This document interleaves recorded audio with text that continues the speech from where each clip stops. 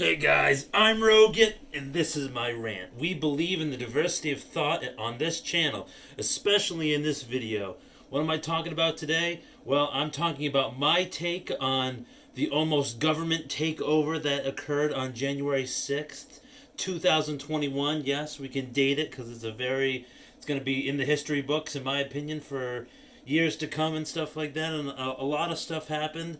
I'm not the most reliable source when it comes to this type of information. I'm just giving you my thoughts, my opinions, my take on the whole situation, how it happened, what's happening, and then what happened after it, and then kind of like what caused it and stuff like that. So I just want to talk about it.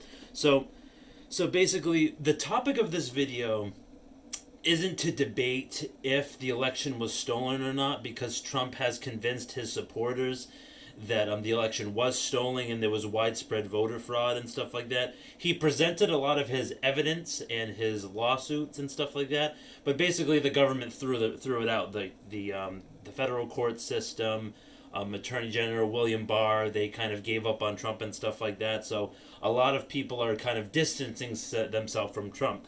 And I'm not a Trump supporter, but I don't care who the president is, if it's George W. Bush, Barack Obama, Trump, Biden. I support the president, like I respect the presidency, and no, I may not agree with everything that Trump does or president does. I agree with some things, I disagree with some other things.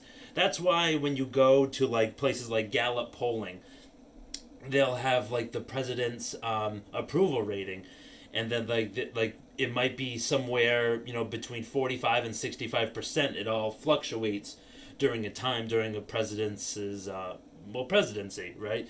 So that means like maybe 50% of the people agree with him, half the people don't, and stuff like that. So you can agree with some things that he did and some things that he didn't do. Like, I don't think he was the worst president ever, but could he have done a better job? Oh, yes, he could have definitely done a better job. He could have, been less of an attack dog on Twitter, always having to, have the last word, or always insulting someone or saying something was bad or something like that. Like, very, very reactive.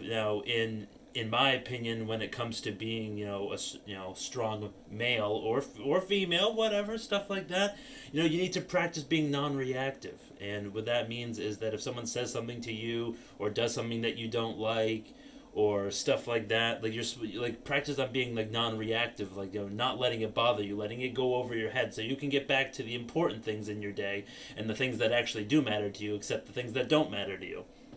So what happened was that over the months that's passed since the election, again, this isn't a debate whether if widespread fraud happened. There may be some evidence on one side that proves it, but I'm going based off of what the outcome of the election was. Joe Biden won all the electors. He won a little bit more than a popular vote, but Trump went on Twitter the other day, maybe a couple days ago, and he said like the 75 million people who voted for me, their voices will be heard. They will not be bullied or stuff like that. So Trump was really pushing his narrative, because he always had a narrative to push, and when he was talking about the greatest country, the greatest economy and stuff like that, he inherited he inherited a fixed system. Obama basically fixed it with slow growth, and he basically, he inherited a good system. So, he always would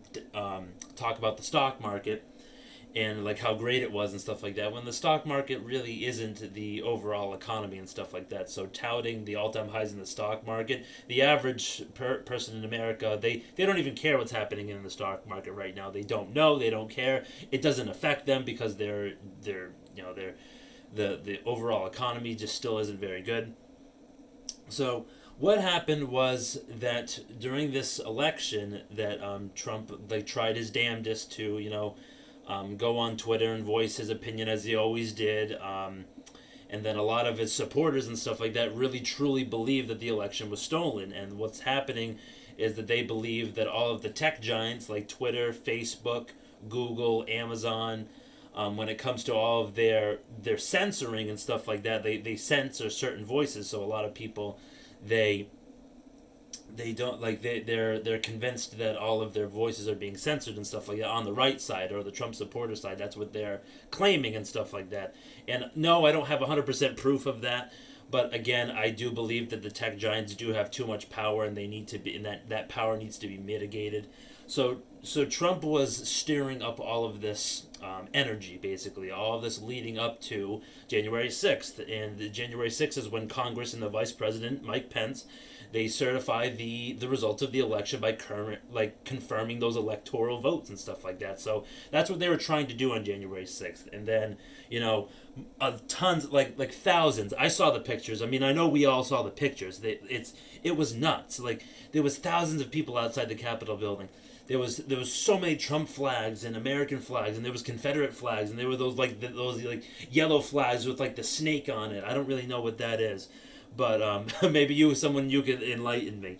But it's just crazy to see what happened, and basically there were so many Trump supporters, Americans and stuff like that. And the days leading up to the election, Trump was putting out things on his Twitter that were saying like, "Oh, there will be a mighty protest on January 6th. It's gonna be heavy, or it's gonna be loud, or whatever, that type of stuff." So basically, what happened was, after all these events happened, Twitter, Facebook, they basically deplatformed Donald Trump. They permanently suspended his account and stuff like that. And then Trump tried to switch over to the POTUS account, which is like a different shared account between presidents that Biden will end up using and stuff like that. And they stopped his tweets and correspondence from that account as well. And during what was happening during this huge protest, like a lot of places, they said it was a mostly peaceful protest. And the reason, in my opinion, the reason why they say it's a mostly peaceful protest is because most of the people who were outside of the Capitol building didn't get in. Most of them were, they were being peaceful, but then again, they were convinced, like this whole mob of people, that they were just convinced that the election was stolen because Trump peddled that narrative.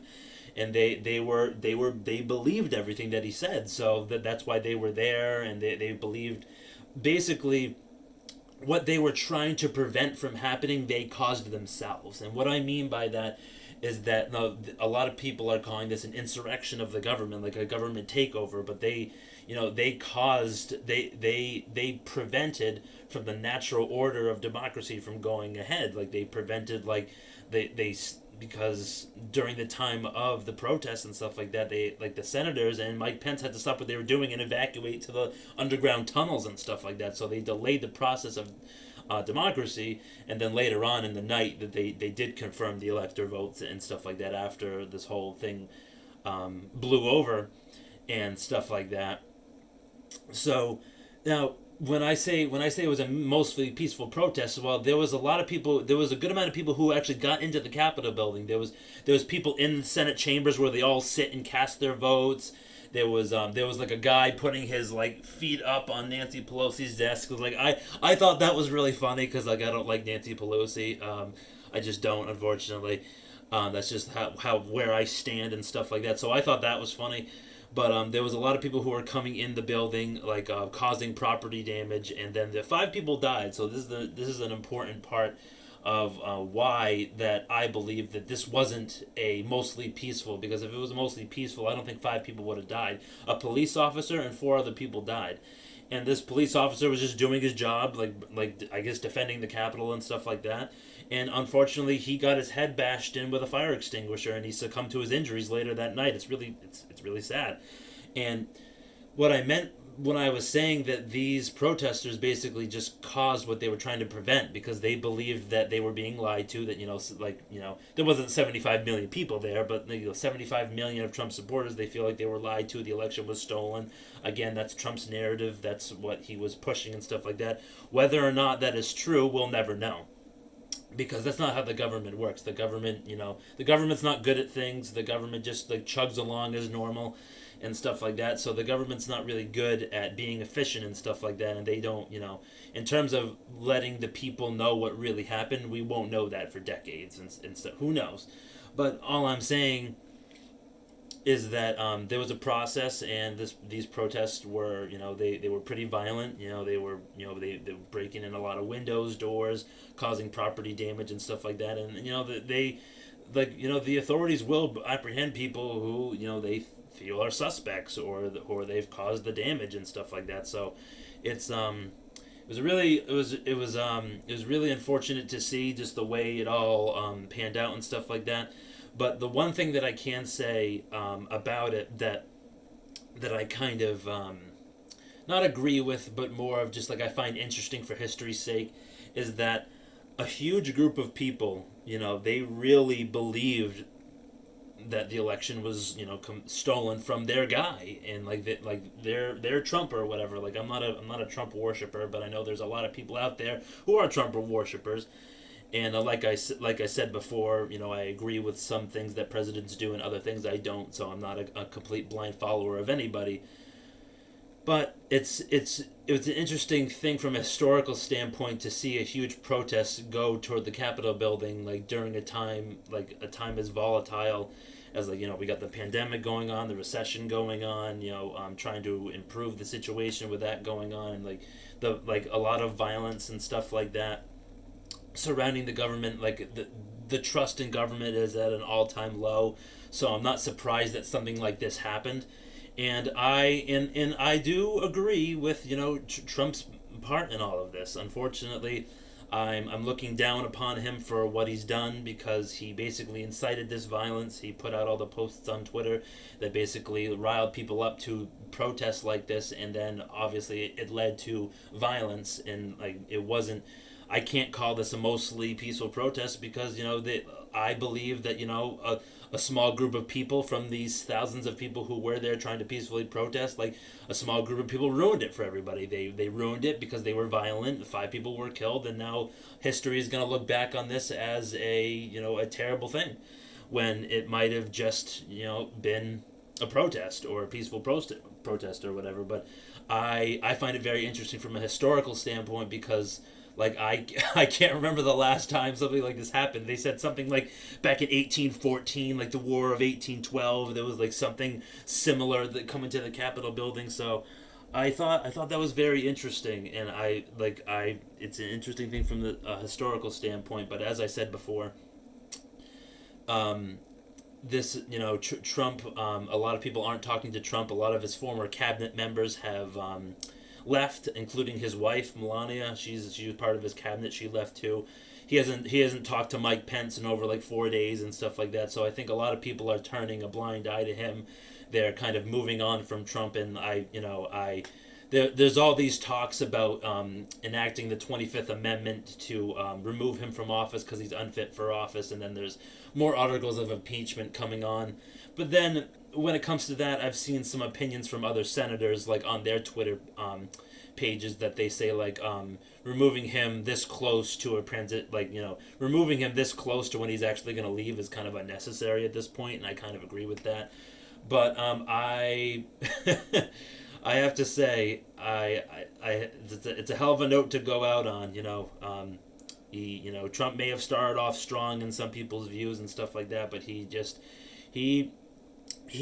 let people's opinions and thoughts of him and what he was doing get the best of him. He's too reactive. He's kind of like a Rottweiler. He's kind of like a Rottweiler chained with a chain to a tree. He's always barking at something. He always has to be top dog and stuff like that. And it kind of it's unfortunate. Unfortunately, the people spoken. Like there's Joe Biden had more popular vote and more elector votes, and regardless if you think the election was stolen or not, there's not clear cut, overwhelming tons and tons of evidence that's like, oh, it was really clear. I mean, a lot of people will debate that and say that, but I mean, if the courts decided that they didn't want to pursue it, and William Barr gave up on Trump, and like all of these lawsuits kind of fell flat, they fell flat because a lot of people in Washington hate Trump. He surrounded himself with people who don't like him. He didn't surround himself with a lot of people that were on his side. Unfortunately, that was one of his mistakes. He didn't, and he was just like I said, he's just like a dog barking. So, unfortunately, this will be 4 years over history to look back upon and learn from and stuff like that. That's how I see it. It's not all bad. I mean, we had a good couple years, and then we had this virus and stuff like that, and everything will balance itself out. Everything will be fine, I think. So, interesting developments in Washington. I hope you guys enjoyed this video. I just wanted to give my 2 cents about the topic and the matter and stuff like that. I know I was all over the place, but that's what kind of an event like this was. It's all over the place.